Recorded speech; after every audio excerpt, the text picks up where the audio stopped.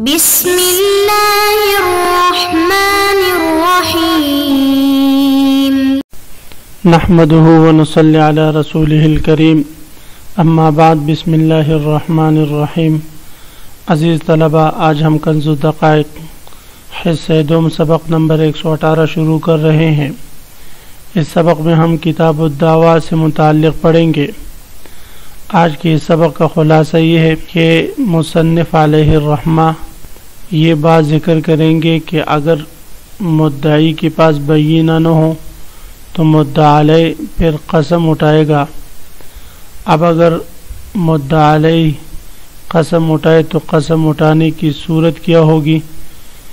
تو اس سے متعلق مصنف علیہ الرحمہ تفصیلاً ذکر کریں گے کہ قسم اللہ تعالیٰ کے نام کی اٹھائے یا اللہ تعالیٰ کی صفاتی ناموں میں سے کسی صفت کی اٹھائے، اللہ تعالیٰ کے ناموں کے علاوہ غیر اللہ کی قسم اٹھانا یعنی نکاح، طلاق وغیرہ کی، یہ درست نہیں۔ اس سے متعلق مصنف علیہ الرحمہ تفصیلاً آج کے سبق میں بتائیں گے۔ تو عزیز طلبہ، آتے ہیں کتاب کی طرف۔ سب سے پہلے ہم عبارت پڑھتے ہیں: وَالْيَمِينُ بِاللَّهِ تَعَالَى لَا بِطَلَاقٍ وَعِتَاقٍ إِلَّا إِذَا أَلَحَّ الْخَصَمُ وتغلظ بذكر أوصافه لا بزمان ومكان، ويستحلف اليهودي بالله الذي أنزل التوراة على موسى، والنصراني بالله الذي أنزل الإنجيل على عيسى، والمجوسي بالله الذي خلق النار، والوثني بالله، ولا يحلفون في بيوت عبادتهم۔ مصنف علیہ الرحمہ اس عبارت سے والیمین باللہ تعالی لا بطلاق وعتاق سے یہ مسئلہ ذکر فرما رہے ہیں کہ مدعی اگر قسم اٹھائے تو قسم وہ اللہ تعالیٰ کے نام کی قسم اٹھائے گا، یعنی قسم حق تعالیٰ کے نام کی ہوتی ہے۔ اللہ تعالیٰ کے نام کے علاوہ کسی اور مخلوق کی قسم اٹھانا یہ درست نہیں، کیونکہ حضور صلی اللہ علیہ وسلم فرماتے ہیں جو شخص قسم کھانے والا ہو تو اسے چاہیے کہ اللہ کی قسم کھائے اور اللہ کے نام کی قسم اٹھائے اور یا جو ہے خاموش رہے۔ یہ آپ صلی اللہ علیہ وسلم کی حدیث شریف کا مفہوم ہے۔ تو طلاق، عتاق وغیرہ کی قسم نہ اٹھائے۔ اگر کوئی شخص طلاق یا عتاق وغیرہ سے قسم کرے گا تو وہ قسم معتبر نہیں ہوگی۔ اب اگر مدعی کی طرف سے مطالبہ ہو کہ یہ شخص ویسے جھوٹی قسم اٹھاتا ہے، اس کو اللہ کا نام پیارا نہیں، اس طرح ہمارے عرف میں ہے، اور اس کی بیوی پیاری ہے، تو یہ طلاق کی قسم اٹھائے یا عتاق کی قسم اٹھائے، تو فرماتے ہیں مدعی کے مطالبے کے باوجود اس کی طلاق یا عتاق وغیرہ کی قسم اس کو نہیں دیں گے، اس لیے کہ طلاق اور عتاق وغیرہ کی قسم یہ دینا مدعی کو یہ حرام ہے۔ اسی طرح اگر ماں باپ یا پیغمبر یا ولی یا شہید یا کعبہ وغیرہ کی قسم کھائے تو اس پر بھی قسم کے احکام مرتب نہ ہوں گے۔ اللہ رب العزت کے نام کے علاوہ کسی اور مخلوق کی قسم اٹھانا یہ تو شرک بھی ہے۔ آپ صلی اللہ علیہ وسلم ارشاد فرماتے من حلف بغیر اللہ فقد اشرک، جو اللہ کے نام کے علاوہ اللہ کی مخلوق میں سے کسی کو اللہ کے نام کی طرح عظمت دے، اللہ کی طرح عظمت دے یا اس کو عظیم سمجھ کر اس کے نام کی قسم اٹھائے کسی ولی بزرگ وغیرہ کی، تو یہ شرک ہے اور اس سے وہ بندہ دائرہ اسلام سے نکل جاتا ہے۔ تو اس لیے فرماتے ہیں والیمین باللہ تعالی لا بطلاق وعتاق، یمین اللہ تعالیٰ کے نام کی ہو، لا بطلاق وعتاق، طلاق اور عتاق کی قسم نہ ہو۔ الا اذا الح الخصم، الح یلح الحاح کا معنی آتا ہے کسی کو کسی کام پر مجبور کرنا۔ یمین تو در حقیقت اللہ تعالیٰ کے نام ہی کی ہو۔ اب اگر کوئی مدعی ایسا ہے، قسم سے مراد مدعی ہے کہ جو قاضی سے کہے کہ اس مدعی کو آپ طلاق اور عتاق کی قسم اٹھانے پر مجبور کرے اور وہ مدعی بار بار اسی کا مطالبہ کرے، تو پھر قاضی فیصلہ کرنے سے پہلے مدعا علیہ سے کہہ دے کہ چلے بھئی آپ طلاق اور اطاق کی قسم بھی اٹھا لے تاکہ یہ مطمئن ہو جائے میں آپ کے حق میں فیصلہ کر دوں. تو فرماتے ہیں اس صورت میں قاضی صرف اس کو مطالبہ کر سکتا ہے اور اس کے سامنے مدعی کی بات رکھ سکتا ہے،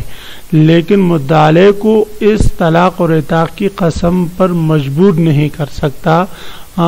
کیونکہ یہ غیر اللہ کی قسم ہے اور غیر اللہ کی قسم تو یہ ممنوع ہے.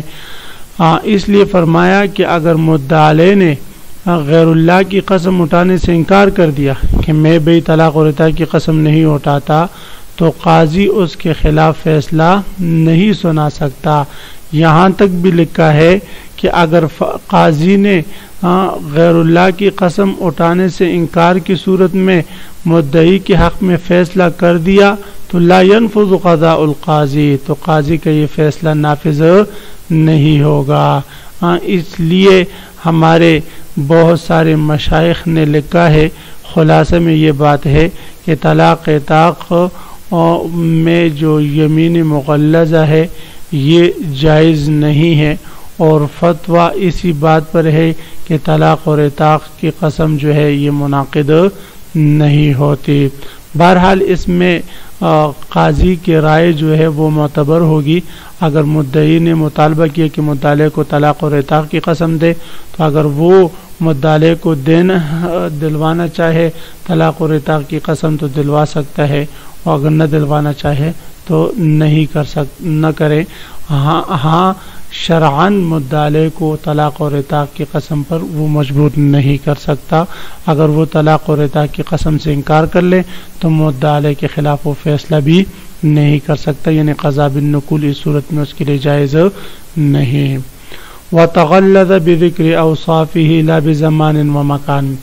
صورت مسئلہ یہ ہے کہ اگر مدعی مدعا سے یہ مطالبہ کرے کہ آپ صرف یوں نہ کہیں کہ میں اللہ کی قسم اٹھاتا ہوں، بلکہ آپ یہ کہیں کہ میں اللہ کی یعنی اس ذات کی لا الہ الا ہو جس کے سوا کوئی معبود نہیں، اس ذات کی عالم الغیب جو عالم الغیب ہے، وہ الرحمن الرحیم الذي يعلم من السر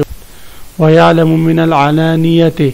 ما لفلان هذا علی. تو فرماتے ہیں کہ اگر وہ اس کو مجبور کرے کہ اللہ تعالیٰ کے اوصاف لے کر کئی اوصاف لے کر آپ قسم اٹھائے،